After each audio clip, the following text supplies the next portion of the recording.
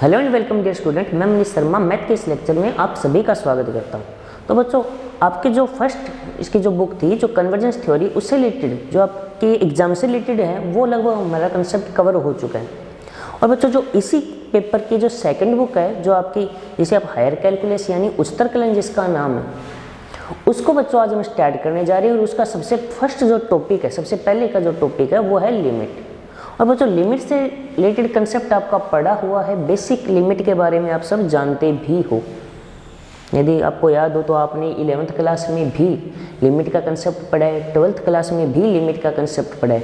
और यदि थोड़ा सा माइंड पे जोर डालो तो आपने जो आपकी हमने फर्स्ट इसकी बुक की है कन्वर्जेंस थ्योरी, उसके अंदर भी लिमिट के कंसेप्ट के ऊपर काफ़ी टाइम तक चर्चा की है।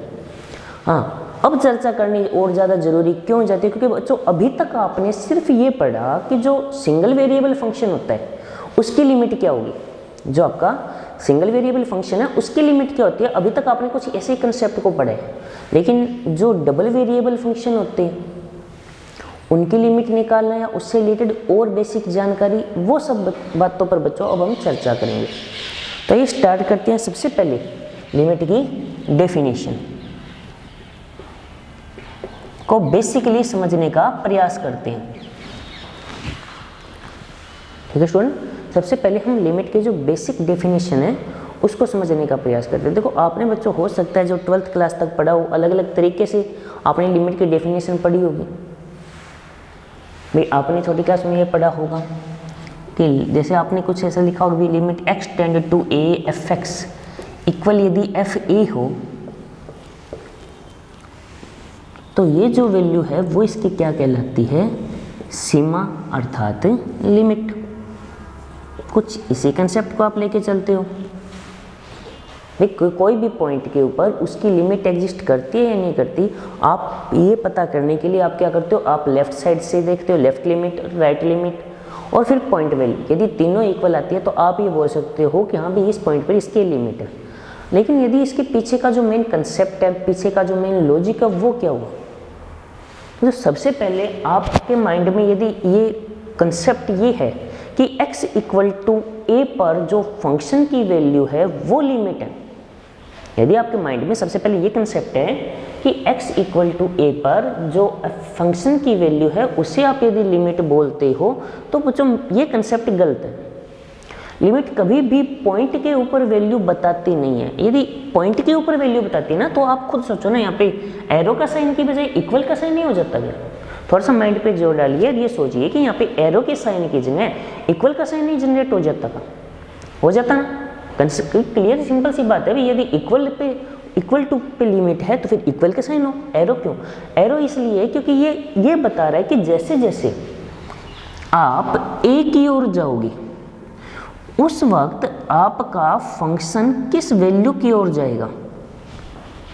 अब आपको सर यहाँ पे राइट और लेफ्ट का कंसेप्ट क्यों आया, तो जैसे फॉर एग्जांपल स्टूडेंट आप ध्यान से समझो, आपको यहाँ आना है, ये कोई भी जगह है जिसके ऊपर आपको आना है, ठीक है, ये कोई भी जगह है जिसके ऊपर आपको आना है। तो क्या आप इसके ऊपर एक ही तरीके से आ सकते हो क्या भाई, कोई इधर से भी आएगा कोई इधर से आएगा, ये तो नहीं है ना कोई सीधा। अब कोई कैसा सामने से, एक बार सामने वाला हमने इस बंद कर दिया, यदि आप दो साइड से आ सकते हो।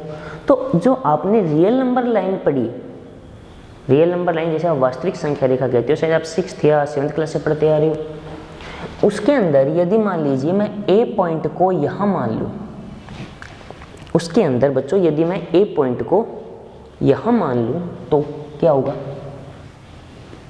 तो देखो, मैं ए के ऊपर एक तो कहाँ से आ सकता हूँ, राइट साइड से, और एक मैं कहाँ से आ सकता हूँ, लेफ्ट साइड से। दोनों से आ सकता हूँ या नहीं आ सकता हूँ, ये सोचने वाली बात है। यदि मुझे ए के ऊपर आना हो बच्चों तो मैं दोनों साइड से आ सकता हूँ या नहीं आ सकता हूँ, फिर दोनों साइड से आ सकता हूँ ना, लेफ्ट और राइट। तो यदि इस साइड से आऊँ तो इसके उप साइड की जो वैल्यू है वो ए से सारी की सारी क्या है, बड़ी है ना। ये इस साइड से यदि मैं आता हूँ तो इसके ऊपर सारी की सारी वैल्यू क्या है, ए से बड़ी। इस वजह से इनको मैं ए पॉजिटिव साइन के साथ डिनोट करता हूँ। थोड़ा सा बड़ा लिख लेता हूँ ऐसे। ए पॉजिटिव का मतलब कुछ स्टूडेंट ये मान लेते हैं कि ए प्लस का है, ये नहीं है। ए के ऊपर पॉजिटिव साइन का मतलब जब आप ए के अंदर कुछ प्लस करोगे, कुछ ऐड करोगे, तब जो वैल्यू आएगी वो ए से बड़ी होगी, ये बताती है। सेम प्रोसेस बच्चों यही कि यदि इस साइड की जो सारी वैल्यू होगी वो एक से छोटी होगी, ए से छोटी को यदि मान लो किसी को भी छोटा करना हो, जैसे ये लाइन है, इसको आपको छोटा करना तो आप इसका कुछ पार्ट हटाओगे, तो यानी उससे हम क्या करेंगे, कुछ ना कुछ माइनस करेंगे, इस वजह से यहाँ पे क्या आता है।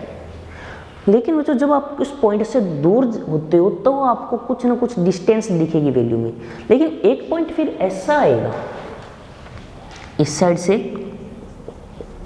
और इस साइड से, जिनके ऊपर आने के बाद आपको वैल्यू लगभग एक जैसी ही मिलने लगेगी। ठीक है, एक पॉइंट ऐसा आएगा जिनके ऊपर आने के बाद आपके पास जो लगभग वैल्यू है ना वो एक जैसी सी लगने लग जाएगी। आपको भी ये लगेगा हाँ भी ये तो एक जैसी ही आ रही है। तो जो मान तो उससे हम क्या कहते हैं, उस डिफरेंस को h कहते हैं, h से डिनोट करते हैं, कहते हैं सॉरी डिनोट करते हैं। क्यों? क्योंकि बच्चों अब कोई मानता है भाई h टेंड टू 0, लगभग आपने कंसेप्ट ये पढ़ा है h टेंड टू 0, और कोई बच्चा ये सोचता है कि सर h को 0 ले दो। h की वैल्यू एग्जैक्ट 0 नहीं है, h की वैल्यू एग्जैक्ट 0 नहीं है, एग्जैक्ट की वैल्यू इतनी कम होती है कि यदि वो खाली हो तो अकेली हो ना तो हमें 0 जैसी लगेगी, लेकिन एग्जैक्ट 0 नहीं होती। क्वेश्चन के अकॉर्डिंग h की वैल्यू कुछ भी हो सकती है। मेन वैल्यू भी ऐसी वैल्यू जिसके अकॉर्डिंग दूसरी वैल्यू को अगर मैं नेग्लेक्टेबल कर सकूं तो वो h जिसे आप नेग्लेक्ट कर सकते हो, न के बराबर मान सकते हो, ये कंसेप्ट यूज कर लो। h बच्चों आपकी वो वैल्यू है जिसे आप लगभग न के बराबर मान सकते हो, नेग्लेक्ट कर सकते हो। ठीक है, तो ये आपकी h होती है। तो सबसे पहले आप क्या करते हो, राइट लिमिट निकालते हो, लेफ्ट लिमिट निकालते हो। तो यदि किसी पॉइंट के ऊपर, तो जो आपको लेफ्ट लिमिट लिखने का जो तरीका है वो क्या होता है, वैसे तो बच्चों आप सब जानते हो, आपकी पढ़ी हुई, फिर भी रिपीट करना जरूरी है कि यदि किसी स्टूडेंट के याद नहीं है तो उनके वो बात दिमाग में बैठ जाएगी। तो जब तक आपका बेसिक कंसेप्ट एक एक क्लियर नहीं होगा तो इसके क्वेश्चन करने में आपको थोड़ी सी दिक्कत का सामना करना पड़ेगा। तो बच्चों लेफ्ट लिमिट क्या होती है, आप लिखोगे limit x tend to a के ऊपर नेगेटिव साइन fx, फिर जब आप x को a माइनस एच से रिप्लेस करोगे तो यहाँ पे लिमिट h टेंड टू क्या हो जाएगी, 0। ठीक है, फिर राइट लिमिट,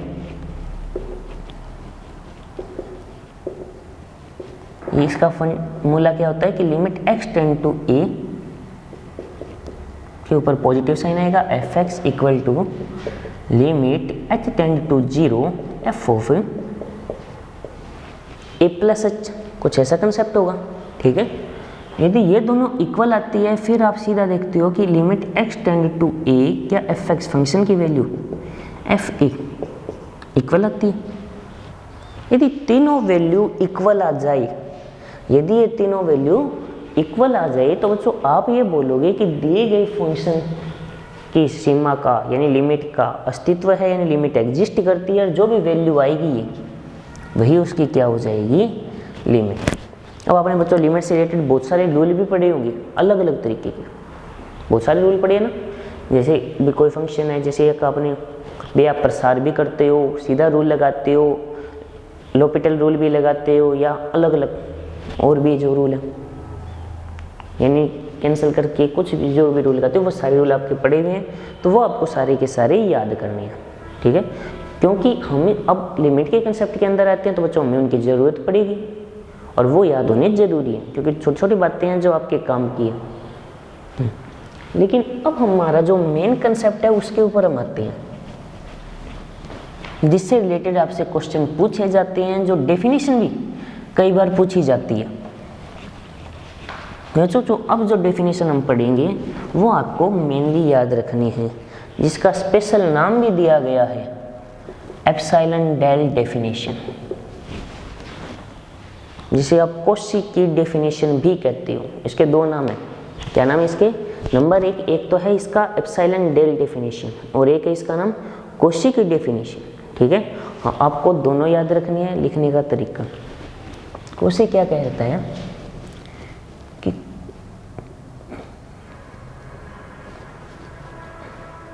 यहाँ पे लिखा जाएगा कोई संख्या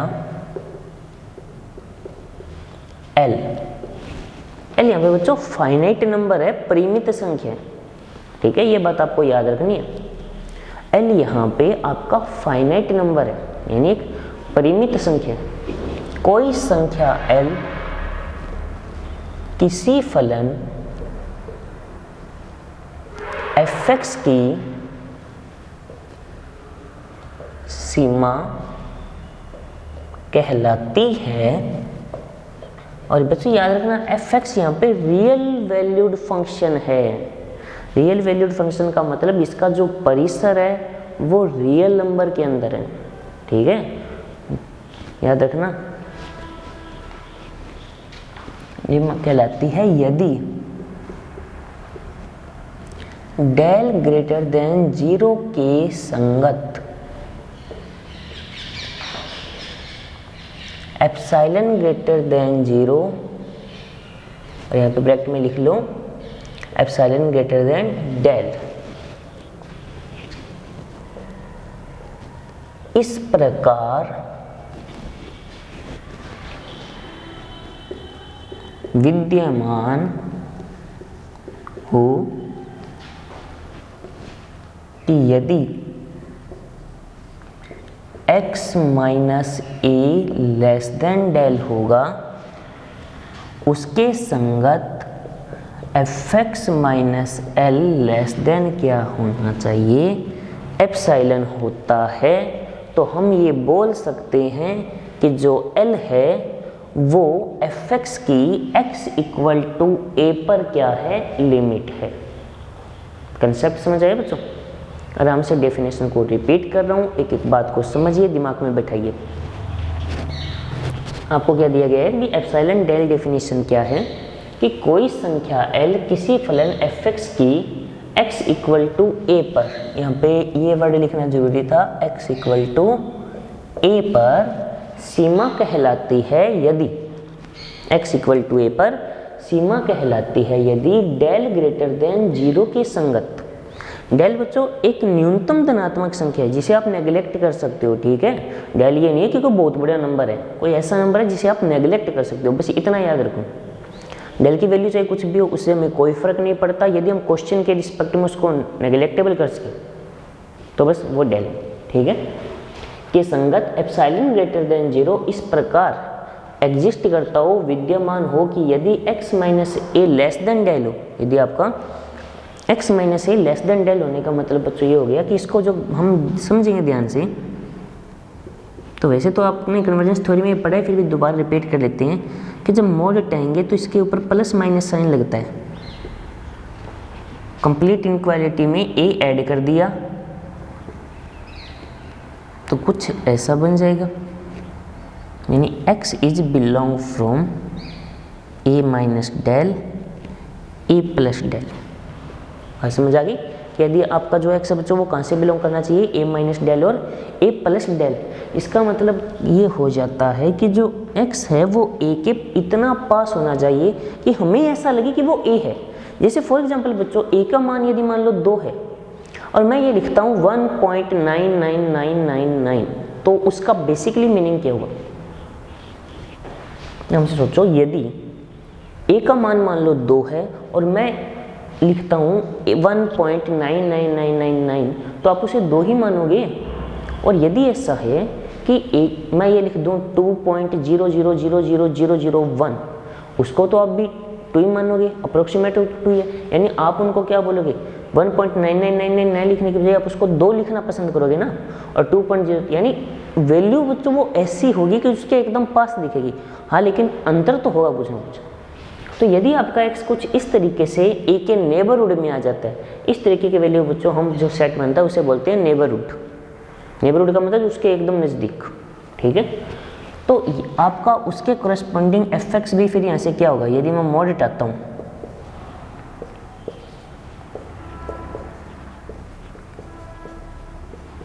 fx और ये हो गया l plus epsilon, then fx is belong from L minus epsilon comma कुछ ऐसा नहीं हो जाएगा। तो यदि x जैसे जैसे a के नेबरहुड में आता है उसके संगत यदि आपका fx किसी परिमित संख्या L के नेबरहुड में आई, यदि किसी परिमित संख्या L के नेबरहुड में आए तो बच्चों हम यह बोल सकते हैं कि जो L है वो इस फंक्शन की क्या है, लिमिट है, जिसे आप क्या कहते हो, इसकी एप्सिलॉन डेल डेफिनेशन कहते हो या कोशी की डेफिनेशन भी कहते हो। और बच्चों अब हमें इसी डेफिनेशन का सबसे ज़्यादा यूज करना है, ठीक है भाई। जो लेफ्ट लिमिट का कंसेप्ट है बच्चों, left limit, right limit, point value, ये तो सब आपके पढ़े हुए हैं। ये जो लेफ्ट लिमिट है, राइट लिमिट है, पॉइंट वैल्यू है, ये जो सारे कंसेप्ट है बच्चों वो आपके पढ़े हुए हैं, है या नहीं। और आप उसी तरीके से क्वेश्चन को सॉल्व कर सकते हो। लेकिन कुछ क्वेश्चन ऐसे होंगे जहाँ पे वो प्रोसेस काम नहीं आएगी, काम आएगी लेकिन यदि उस प्रोसेस के अकॉर्डिंग चलेगी बहुत लंबी हो जाएगी। तो हमें कुछ तो ऐसा करना होगा ना जिससे प्रोसेस ईजी हो जाए। तो आइए बच्चों इस प्रोसेस को, डेफिनेशन को समझने के लिए, हाँ लिमिट की कुछ प्रॉपर्टीज हैं, उन रूल्स के ऊपर भी हम चर्चा करेंगे, लेकिन एक बार ये डेफिनेशन कवर होने बच्चों जरूरी है। इसलिए आइए कुछ एक दो एग्जाम्पल करते हैं जिनके थ्रू आपको एक डेफिनेशन भी एग्जैक्ट है या नहीं वो समझ आ जाएगी और उसको करने का तरीका क्या होगा वो देखिए। इसका बच्चों आप स्क्रीनशॉट ले लेना, ठीक है, स्क्रीनशॉट लेकर रख सकते हो। तो आपको बार बार ये ना बोलना पड़े कि जैसे ही कोई टॉपिक कंप्लीट होता है आप एज इसको स्क्रीनशॉट लिख के ले सकते हो। क्योंकि बच्चों तो बोर्ड के ऊपर जो लिखा गया अगर वो स्क्रीनशॉट में मौजूद हो तो आप अपने हिसाब से अपनी राइटिंग में उसको लिख लो, एज ए नोट्स तैयार कर सकते हो आप उस टॉपिक को, ठीक है। और नोट्स यदि आप बढ़िया तरीके से तैयार कर लेते हो खुद के हिसाब से तो बच्चों मेरे हिसाब से बेटर ऑप्शन रहेगा आपके लिए।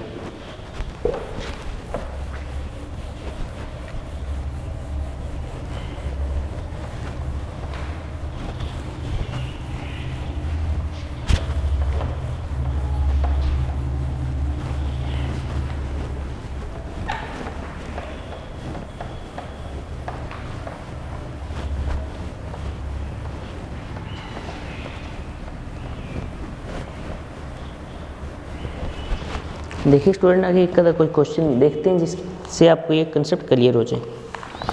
अब जैसे क्वेश्चन है स्टूडेंट आपके पास कि आपको ये सिद्ध करना है कि limit x tend to 0, limit x tend to 0 x sine 1/x equal to क्या होना चाहिए, 0 होना चाहिए, इसके कोरिस्पॉन्डिंग, ठीक है, एप्सिलॉन डेल डेफिनेशन के अनुसार। आराम से बच्चों इसको कंसेप्ट को समझने की कोशिश कीजिए। ये कह रहे हैं x टेंड टू 0 के ऊपर इसकी लिमिट भी क्या होनी चाहिए, 0 होनी चाहिए। थोड़ा सा बेसिक कंसेप्ट के ऊपर आते हैं, उस डेफिनेशन के ऊपर। आप देखो तो a की जगह आपको क्या दिखाई दे रहा है, 0, l की जगह भी आपको क्या दिखाई दे रहा है, 0, और fx की जगह क्या दिखाई दे रहा है, x साइन। कंसेप्ट को समझने के लिए एक एग्जांपल लिया हमने, बेसिक कंसेप्ट। तो आपका काम क्या होगा, आप ये लेकर चलोगे,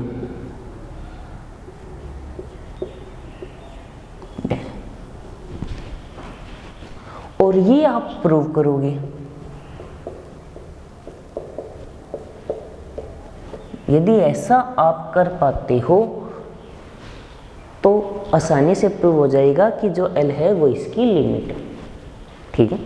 अब प्रूव करने का बच्चों जो तरीका है वो समझो। सबसे पहले आप क्या लोगे, आप लिखोगे a की जगह 0 लिखोगे। अब क्वेश्चन स्टार्ट हुआ आंसर इसका, इसे लिखने समझाने के लिए बताएं। तो x minus 0 less than del, यानी आप यहाँ पे लिखोगे mod of x is less than del. बस समझ आ गई, क्लियर है। अब हमें प्रूफ क्या करना है कि ये लेस देन एप्सिलॉन। तो देखो fx की जगह क्या दिखाई दे रहा है, l की जगह 0। इस वैल्यू को आप क्या लिख सकते हो, x साइन 1/x, मोड अलग अलग कर दीजिए, सही है। अब स्टूडेंट आप सब जानते हो साइन थीटा का जो मोड है वो ऑलवेज लेस इक्वल 1 है। तो इसकी जगह 1 करूँ तो यहाँ पे क्या साइन लग जाएगा, लेस इक्वल नहीं लग जाएगा, ठीक है। और मोड x किससे छोटा है? डेल से छोटा है। मोड x से डेल से छोटा है, तो इसकी जगह डेल यूज करता हूं तो मैं क्या लिख सकता हूं? x sine 1/x minus 0 is always less than del, और डेल किससे लेस है? एप्सिलॉन से, तो क्या आ जाएगा? x sine 1/x minus 0 always less than epsilon. और यदि ये हो जाता है तो इसका मतलब जो 0 है वो इसकी क्या हो जाएगी बच्चों? लिमिट हो जाएगी या नहीं हो जाएगी? देखो कितना इजीली प्रूव हो गया। अब यदि आप यहाँ पे लेफ्ट लिमिट राइट लिमिट का कंसेप्ट लगाते तो क्वेश्चन सोचो किस लेवल पे जाता। तरीका समझ आया? यानी प्रोसेस में क्या होगा कि आप x माइनस ए को लेस देन डेल लेकर चलोगे, और फिर जो एफ एक्स माइनस जो एल है, इस प्रोसेस को ये तब यूज किया मैंने जब इक्वल टू लिमिट ये प्रूव करनी हो। इस केस में यूज होता है ये, क्योंकि एल यहाँ पे गिवन होगा। ठीक है, बात समझ आ गई? तो आप यहाँ पे ऐसा लिखोगे, उसके बाद आप क्या करोगे? दिए गए क्वेश्चन को कुछ इस तरीके से करो कि वो इस तरीके का बने, x माइनस ए का कंप्लीट, प्लस में मल्टीप्लाई में कोई कांस्टेंट हो, कोई दिक्कत नहीं है। बना के जैसे भी हो आप उसको डेल में बनाओ, डेल एप्सिलॉन से छोटा है तो उसके अकॉर्डिंग वैल्यू आ जाएगी। क्लियर है? तो बच्चों इस तरीके से आप कोई भी क्वेश्चन को प्रूव कर सकते हो। एक बार इसका स्क्रीनशॉट ले लीजिए। ठीक है स्टूडेंट, तो वीडियो के स्क्रीनशॉट ले लेना, और कोई डाउट हो तो आप पूछ सकते हो। बच्चों सिर्फ प्रैक्टिस कीजिए। हाँ, लिमिट से रिलेटेड जो प्रॉपर्टीज और बहुत सारी नई बातें हैं जो हम नेक्स्ट लेक्चर से स्टार्ट करेंगे। ठीक है बच्चों, तो फिर मिलते हैं नेक्स्ट लेक्चर में। तब तक के लिए टेक केयर।